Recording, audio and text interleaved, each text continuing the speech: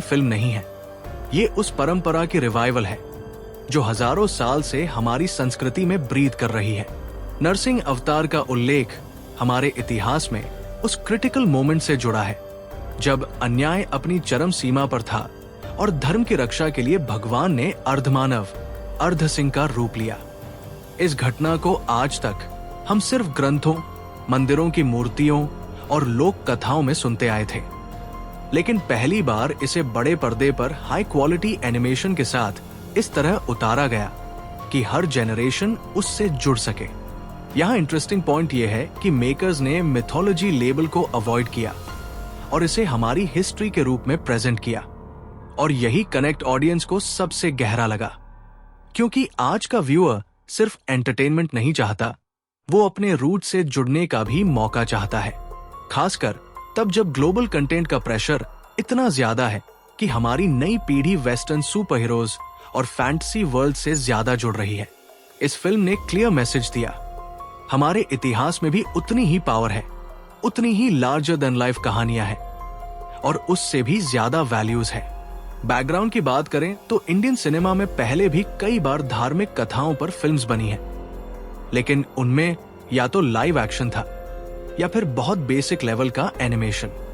लेकिन यहाँ पर जो डिटेलिंग है, जो कैरेक्टर डिजाइन है और जो इमोशनल डेप्थ है, वो इसको कंप्लीटली अलग लीग में ले जाता है। नरसिंह का रूप जब स्क्रीन पर आता है तो वो केवल विजुअल इफेक्ट नहीं रहता, वो एक साइकोलॉजिकल शॉक बन जाता है। बच्चे, बुजुर्ग, महिलाएं, सबको ऐसा फील होता है कि वो सीन सचमुच उनके सामने हो रहा है। इस फिल्म ने एक और काम किया, इसने ये साबित कर दिया कि हिस्ट्री बेस्ड एनिमेशन सिर्फ बच्चों के लिए नहीं है, ये फैमिली व्यूइंग एक्सपीरियंस हो सकता है।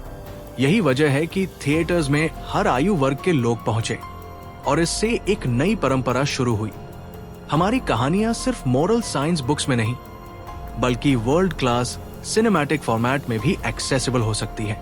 जब हम किसी भी फिल्म की ताकत को मापते हैं तो सबसे पहला पैमाना होता है उसका बॉक्स ऑफिस, और यहाँ पर महाअवतार नरसिंह ने वो करके दिखाया जो शायद किसी ने सोचा भी नहीं था। सोचिए, सिर्फ 15 करोड़ की लागत और उसके सामने वर्ल्ड वाइड कलेक्शन लगभग 319 करोड़ 88 लाख, मतलब प्रोडक्शन कॉस्ट के मुकाबले 20 गुना से भी ज्यादा रिटर्न। इंडिया नेट कलेक्शन अकेला ही 237 करोड़ 19 लाख के पार गया, जबकि इंडिया ग्रॉस लगभग 291 करोड़ 68 लाख और ओवरसीज लगभग 28 करोड़ 20 लाख। इन नंबर्स को जब आप रेशियो में देखते हैं तो साफ दिखता है कि डोमेस्टिक ऑडियंस ने लगभग 80% से ज्यादा कंट्रीब्यूशन दिया और ओवरसीज हिस्सेदारी 10% से भी कम रही। इसका मतलब यह है कि फिल्म का असली बेस इंडिया था और यहीं से उसकी ताकत निकली। अगर औसतन देखा जाए तो 50 दिन के थिएट्रिकल रन में रोज का इंडिया नेट कलेक्शन लगभग 5 करोड़ के आसपास बैठता है, जो कंसिस्टेंसी का सबूत है। पहली हफ्ते की क्यूरियोसिटी स्ट्रॉन्ग थी, लेकिन असली जादू वर्ड ऑफ माउथ ने किया और इसी कारण तीसरे चौथे हफ्ते तक भी शोज भरे रहे। अब इसको ऑडियंस फुटफॉल में बदल कर देखें। अगर एवरेज टिकट प्राइस 150 रुपए माने तो एडमिशंस लगभग 1 करोड़ 60 लाख के आसपास बैठते हैं। अगर एवरेज टिकट 120 रुपए हो तो एडमिशंस 2 करोड़ से ज्यादा निकल आते हैं। ये स्केल अपने आप में बता रहा है कि फिल्म को सिर्फ एक बार नहीं बल्कि कई बार रिपीट व्यूअरशिप मिला, खासकर बच्चों और फैमिली ऑडियंस से। रिपीट व्यूअरशिप किसी भी फिल्म की लॉन्जेविटी का सबसे बड़ा ड्राइवर होता है और यहाँ पर वो साफ नजर आया। प्रोडक्शन इकोनॉमिक्स की बात करें तो एनिमेशन मीडियम में सबसे बड़ी चैलेंज होती है पाइपलाइन और मैन पावर कॉस्ट, लेकिन यहाँ पर जो स्मार्ट प्लानिंग हुई वो काबिले तारीफ है।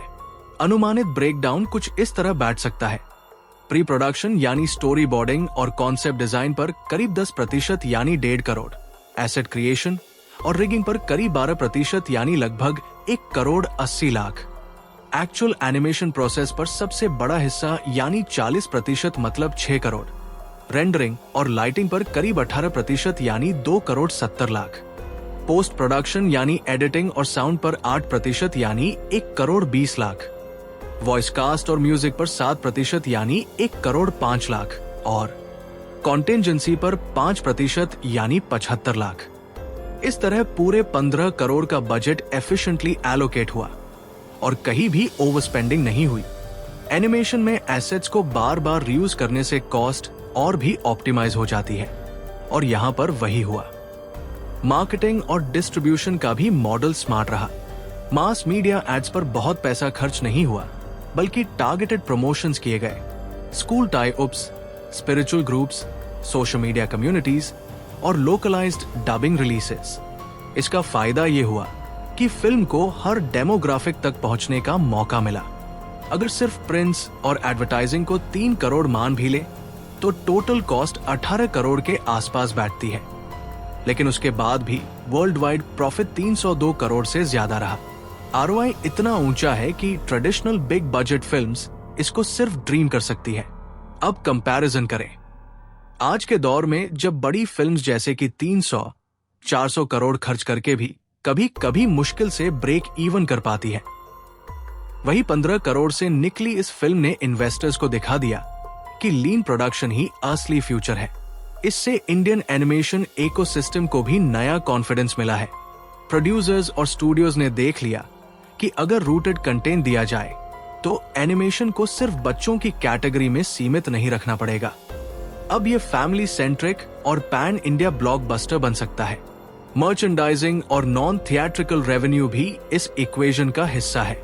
ऑडियंस एडमिशंस अगर 1 करोड़ 60 लाख माने जाए तो अगर उनमें से 5% ने भी किसी प्रोडक्ट जैसे कलेक्टिबल टॉय या टी शर्ट खरीदा तो रेवेन्यू 40 करोड़ से ऊपर जा सकता है। 10% पर यह 80 करोड़ और 20% पर 160 करोड़ तक पहुंच सकता है। यानी थियोरेटिकल पोटेंशियल इतना बड़ा है कि थिएट्रिकल रेवेन्यू के बराबर नया स्ट्रीम खड़ा हो सकता है। और अभी तो इसके अलावा satellite rights, OTT streaming, school licensing और इंटरनेशनल फेस्टिवल सर्किट्स भी हैं। कंजर्वेटिव एस्टिमेट में ही नॉन थिएट्रिकल से 25 से 50 करोड़ तक एक्स्ट्रा आ सकते हैं और एग्रेसिव सिनारियो में ये 100 करोड़ के आसपास भी जा सकता है। इस बिजनेस स्टोरी से 2 बड़े लेसन्स निकलते हैं। पहला, प्रोडक्शन कॉस्ट डिसिप्लिन सबसे बड़ा वेपन है। दूसरा, हिस्ट्री रूटेड नैरेटिव्स ऑडियंस को ऑर्गेनिक ट्रैक्शन देते हैं, जिसके लिए मार्केटिंग पर भारी खर्च करने की जरूरत नहीं होती। इस तरह रिस्क कम, रिवॉर्ड ज्यादा। यही कारण है कि इन्वेस्टर्स अब इस तरह की फिल्म्स में ज्यादा रुचि दिखाएंगे। तो ओवरऑल पार्ट 2 का कंक्लूजन यही है कि महाअवतार नरसिंह ने नंबर्स की लैंग्वेज में साफ साफ मैसेज दे दिया है कि ब्लॉकबस्टर बनने के लिए 100 करोड़ प्लस बजट की जरूरत नहीं। असली जरूरत है smart animation pipeline, controlled cost, targeted distribution और सबसे ऊपर रूटेड स्टोरी। यही कॉम्बिनेशन है जिसने इस फिल्म को एक अनपैरेलल्ड फाइनेंशियल फिनोमिनन बना दिया। किसी भी फिल्म की असली ताकत सिर्फ उसके बॉक्स ऑफिस नंबर्स में नहीं होती, बल्कि इस बात में होती है कि वो समाज को किस तरह इन्फ्लुएंस करती है। महाअवतार नरसिंह ने यहाँ पर भी वैसा ही असर डाला है जैसा बहुत कम फिल्म्स कर पाती है। ये फिल्म जब बड़े पर्दे पर आई तो ऑडियंस को सिर्फ एनिमेशन नहीं दिखा, बल्कि उन्हें अपने इतिहास का एक जिंदा अनुभव मिला। जब स्क्रीन पर माता का आशीर्वाद और नरसिंह का तेज नजर आया, तब ये सिनेमैटिक मोमेंट नहीं रहा, ये एक कलेक्टिव कल्चरल मेमोरी बन गया। लाखों लोग जब एक ही हॉल में बैठकर इन विजुअल्स को देख रहे थे तो ये सामूहिक आस्था का अनुभव था, जिसने समाज में बिलोंगिंगनेस और प्राइड दोनों को एक साथ बढ़ाया। बच्चों के लिए ये फिल्म सिर्फ एंटरटेनमेंट नहीं थी, बल्कि एक लर्निंग एक्सपीरियंस था। जिन बच्चों ने किताबों में नरसिंह अवतार का जिक्र सुना था, उन्होंने पहली बार उस हिस्टोरिकल घटना को विजुअल फॉर्म में देखा। बच्चों के लिए इमेजिनेशन हमेशा पावरफुल होता है, और जब इमेजिनेशन के साथ कल्चरल आइडेंटिटी जुड़ जाए तो वो लाइफ लॉन्ग मेमोरी बन जाती है। यही कारण है कि पेरेंट्स खुद बच्चों को थिएटर तक लेकर गए ताकि वो इस इतिहास से जुड़े और अपने रूट्स को महसूस करें। आज की जनरेशन जो डिजिटल मीडिया में वेस्टर्न कंटेंट ज्यादा कंज्यूम करती है, उनके सामने ये फिल्म एक काउंटर बैलेंस लेकर आई, जिसमें मॉडर्न एनिमेशन स्टाइल और हमारी ऐतिहासिक कहानियां एक साथ ब्लेंड हुई। समाज पर इसका असर एक और स्तर पर भी दिखा। जब ऑडियंस को पर्दे पर माता का स्वरूप दिखा तो महिलाओं के लिए ये एम्पावरमेंट का प्रतीक भी बना। माता का सेंट्रल रोल ये मैसेज देता है कि हमारी सभ्यता में शक्ति का मूल स्रोत स्त्री रही है और आज भी है। इस तरह की रिप्रेजेंटेशन ने अर्बन एजुकेटेड विमेन से लेकर रूरल फैमिली ऑडियंस तक हर किसी को एक नया कॉन्फिडेंस दिया। इसने कल्चरल नैरेटिव को और इंक्लूसिव बनाया। नरसिंह अवतार का पोर्ट्रेयल भी सिर्फ शक्ति प्रदर्शन नहीं रहा, बल्कि जस्टिस और प्रोटेक्शन का सिंबल बन गया। इसने सोसाइटी को रिमाइंड कराया कि अन्याय के सामने साइलेंस नहीं, बल्कि एक्शन जरूरी है। फिल्म का एक और प्रभाव रिलीजियस टूरिज्म पर भी पड़ सकता है। जब ऐसी ऐतिहासिक कथाएं मेन स्ट्रीम सिनेमा में आती हैं, तो ऑटोमेटिकली टेम्पल्स, कल्चरल एग्जीबिशंस और रीजनल फेस्टिवल्स में उनकी गूंज बढ़ जाती है। लोग पिलग्रिमेज को कनेक्ट करने लगते हैं और लोकल इकोनॉमी पर भी इसका असर पड़ता है। अगर ऑडियंस लाखों की संख्या में इस फिल्म से जुड़ी है, तो उसके बाद वो टेम्पल्स और साइट से भी जुड़ना चाहेंगे। इससे कल्चरल टूरिज्म का रिवाइवल संभव है, जो रीजनल एम्प्लॉयमेंट और इकोनॉमी के लिए भी सकारात्मक है। कम्युनिटी लेवल पर भी इस फिल्म ने नया मोमेंटम बनाया। गांव और छोटे शहरों में जब ये फिल्म पहुंची, तो लोकल स्क्रीनिंग्स सिर्फ एक फिल्म देखने का एक्सपीरियंस नहीं रहे, वो छोटे कल्चरल फेस्टिवल की तरह बन गए। लोग परिवार और दोस्तों के साथ थिएटर पहुंचे। उसके बाद चर्चा हुई, भजन और लोकगीत गाए गए। इस तरह का ऑर्गेनिक कम्युनिटी अडॉप्शन आज के समय में बहुत रेयर है, और यही महाअवतार नरसिंह को अलग बनाता है। अब इम्पैक्ट की बात करें तो इसने एजुकेशन सेक्टर को भी इनडायरेक्टली प्रभावित किया। कई स्कूल्स ने बच्चों को फिल्म दिखाने के लिए कलेक्टिव बुकिंग्स की। टीचर्स ने बच्चों से डिस्कशंस करवाए कि हिस्ट्री सिर्फ किताबों में नहीं, बल्कि लिविंग कल्चर में भी ब्रीथ करता है। ये एक तरह का सप्लीमेंट्री लर्निंग बन गया। आगे चलकर इस फिल्म की क्लिप्स या स्टडी मटेरियल एजुकेशनल करिकुलम का हिस्सा भी जा सकते हैं। ये इस फिल्म का दीर्घकालीन सोसाइटल इम्पैक्ट हो सकता है। सिनेमा हमेशा सोसाइटी का मिरर भी होता है और ड्राइवर भी। इस फिल्म ने दोनों रोल्स प्ले किए। मिरर की तरह इसने हमें दिखाया कि हमारी रूट्स कितनी स्ट्रॉन्ग हैं, और ड्राइवर की तरह इसने हमें पुश किया कि हम अपनी आइडेंटिटी को प्राउडली एम्ब्रेस करें। अर्बन और रूरल गैप भी यहां ब्रिज हुआ। एक तरफ मल्टीप्लेक्स ऑडियंसेस ने हाई क्वालिटी एनिमेशन अप्रिशिएट किया, तो दूसरी तरफ रूरल ऑडियंसेस ने कल्चरल कनेक्ट महसूस किया। दोनों ऑडियंसेस का एक साथ आना अपने आप में सोसाइटल यूनिफिकेशन है। यूथ पर इसका साइकोलॉजिकल इफेक्ट भी इंपॉर्टेंट है। आज के युवा ग्लोबल कंटेंट कंज्यूम करते हैं और कई बार अपनी सिविलाइजेशन को लेकर इंफीरियोरिटी कॉम्प्लेक्स भी डेवलप कर लेते हैं। लेकिन जब उन्होंने देखा कि एक लो बजट एनिमेशन फिल्म भी इतनी पावरफुल हो सकती है और वर्ल्ड क्लास क्वालिटी के साथ हमारी हिस्ट्री को प्रेजेंट कर सकती है, तो उनके भीतर कॉन्फिडेंस आया। ये कॉन्फिडेंस सिर्फ फिल्म इंडस्ट्री तक सीमित नहीं रहेगा, ये हर क्रिएटिव फील्ड में फैल सकता है। आखिर में महाअवतार नरसिंह ने सोसाइटी को रिमाइंड कराया कि सिनेमा सिर्फ एंटरटेनमेंट नहीं होता। सिनेमा एक कल्चरल सॉफ्टवेयर अपडेट होता है। ये लोगों की सोच को शेप करता है, उनकी आस्था को रीइंफोर्स करता है और उनके डेली कॉन्वर्सेशंस का हिस्सा बन जाता है। ये फिल्म अब सिर्फ थिएटर्स तक सीमित नहीं है, ये WhatsApp discussions, YouTube reviews, family gatherings और स्कूल प्रोजेक्ट्स तक पहुंच चुकी है। यही कल्चरल पेनिट्रेशन किसी भी फिल्म का अल्टीमेट इम्पैक्ट होता है। महाअवतार नरसिंह सिर्फ एक कल्चरल या बिजनेस सक्सेस स्टोरी नहीं है, ये टेक्नोलॉजी और साइकोलॉजी दोनों लेवल पर भी एक माइलस्टोन है।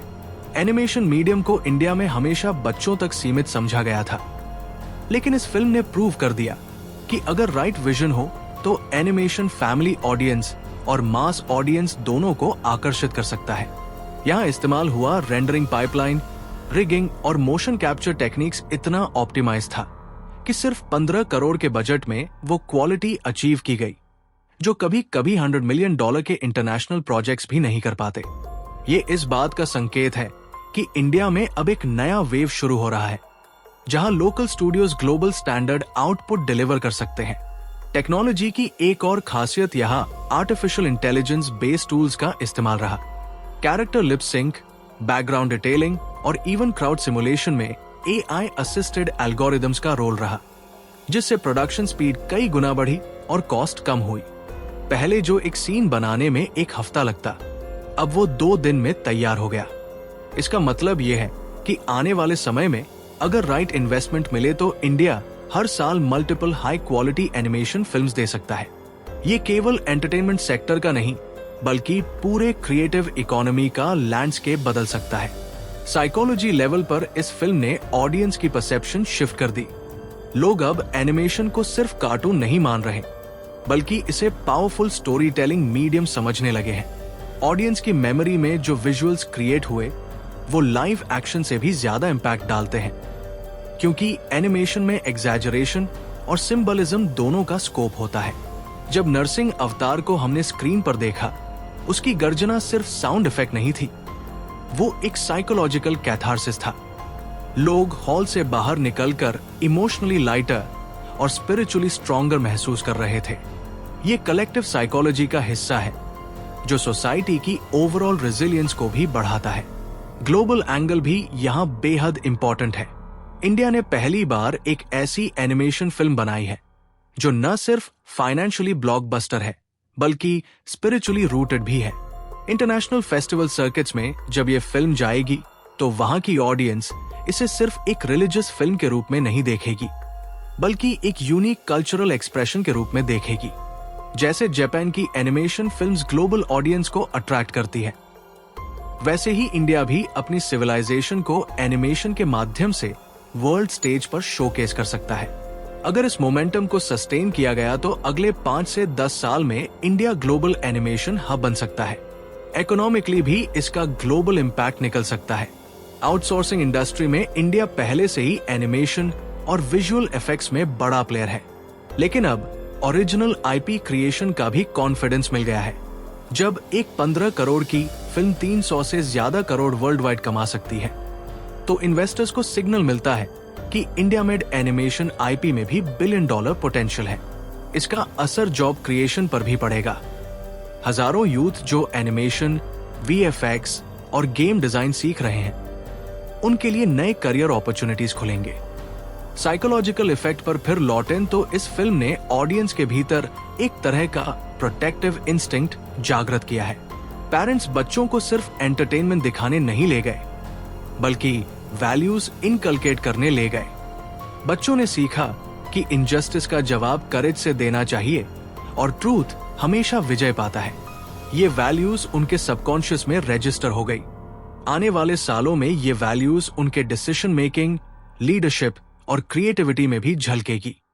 यही है साइकोलॉजिकल सीडिंग, जो कोई भी फिल्म तभी कर पाती है जब उसका नैरेटिव डीपली रूटेड हो।